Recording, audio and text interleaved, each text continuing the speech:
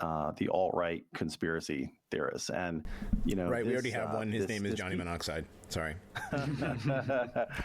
I love conspiracy theory stuff. I mean, I really do. I can get into it and look around at it, but I try to, I went through my Alex Jones phase and I kind of popped out on the other side, and I try to, keep it within bounds. And I understand the attraction, and it's definitely fun.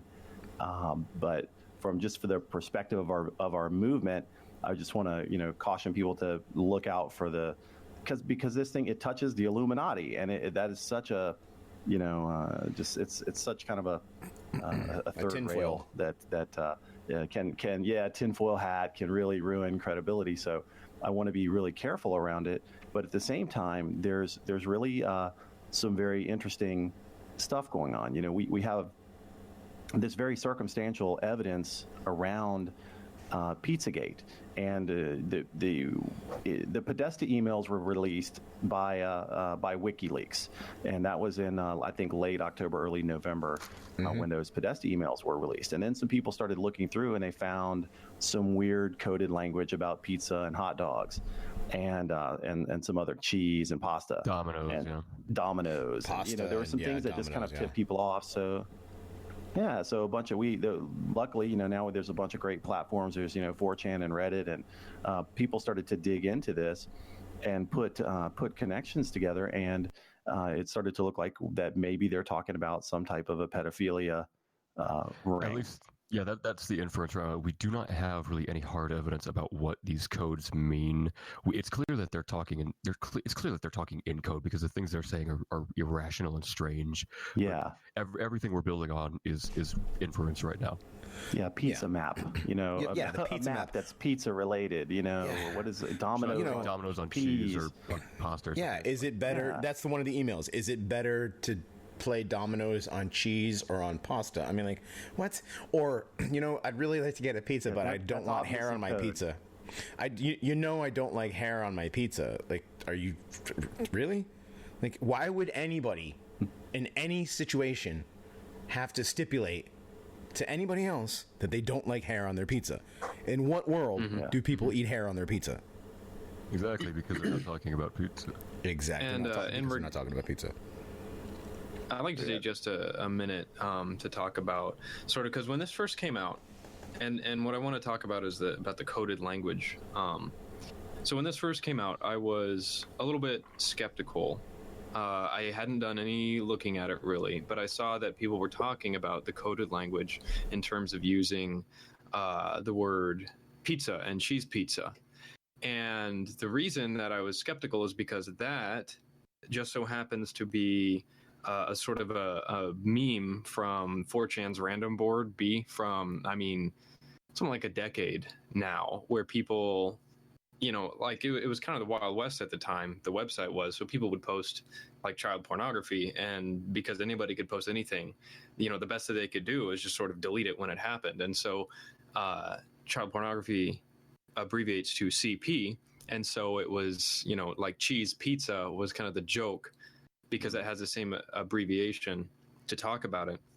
So when I saw that, my first thought was like, really? They're kind of blowing this like they're blowing a B meme into some sort of conspiracy. But the perspective I have now that I've looked at it is, one, it doesn't, like the emails, like Des said, are really irrational and don't seem to have any meaningful context. I mean, the chances that it's just some weird inside joke that those particular people had is probably very, very low.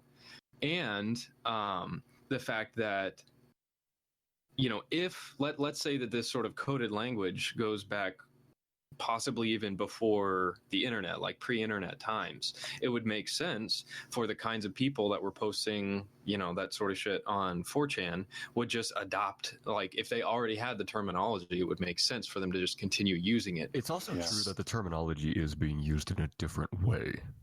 Yeah, that's also, it's not exactly like it's being used on 4chan. So, that was why I was immediately skeptical. But as I've looked up a little bit more, and again, Butch's article is a really fantastic start to look at sort of what we know right now is like absolutely true, which is basically just that the emails exist and that they used these words.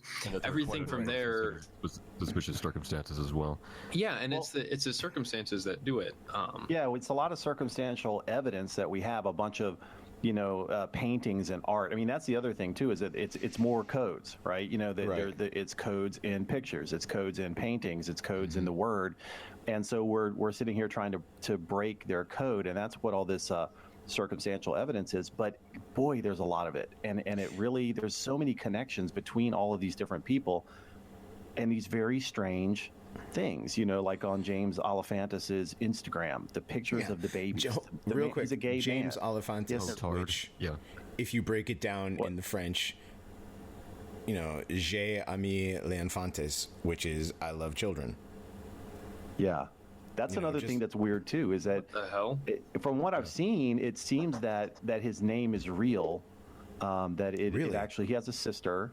Yeah, and I've seen in her name's Alefantis too, and so I don't know if this is just a strange coincidence. Just a really strange coincidence. Yeah, I mean, again, there's no such thing as coincidence, right? I don't believe in coincidences. I don't either.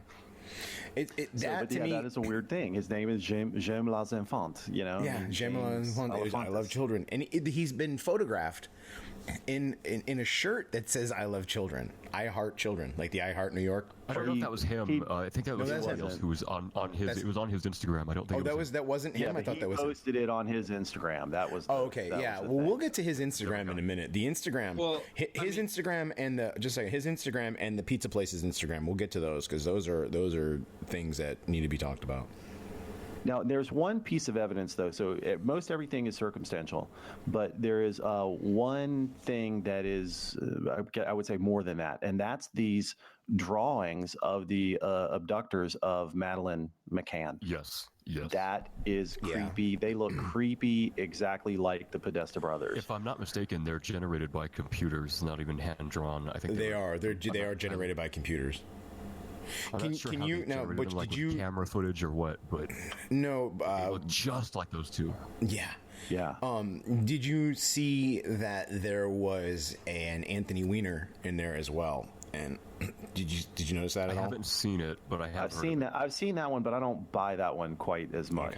Okay. That could just be any random Jew with curly hair. Any New York Jew, yeah.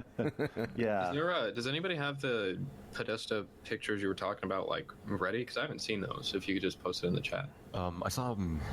I do. I mean, if it's like, I can have them for you. We're gonna have. This is gonna be an episode like where people are like, you guys never do anything on the YouTube other than your logo. We're gonna do the thing where we rotate through some pictures this time. So you're gonna have some stuff to look at. I'll find it. I actually went through some of the pictures, and I have it. Here, I have it for him. Okay. So, yeah, James Alefantis is.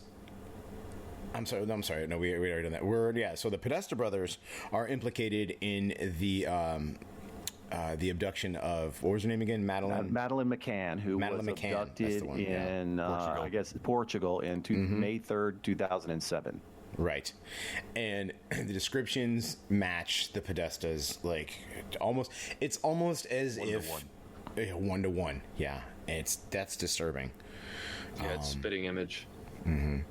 So that's rather kind of circumstantial, but that's a lot deeper than just coded messages. Somebody saw a picture and they made a computer generated one and it matches those two guys' faces. It's definitely a harder link than the fact that there's a bunch of fucking creepy art in Comet Ping Pong, right? Yeah. Well, here's the thing about the creepy art in Comet Ping Pong and Comet Pizza and Ping Pong Pizza.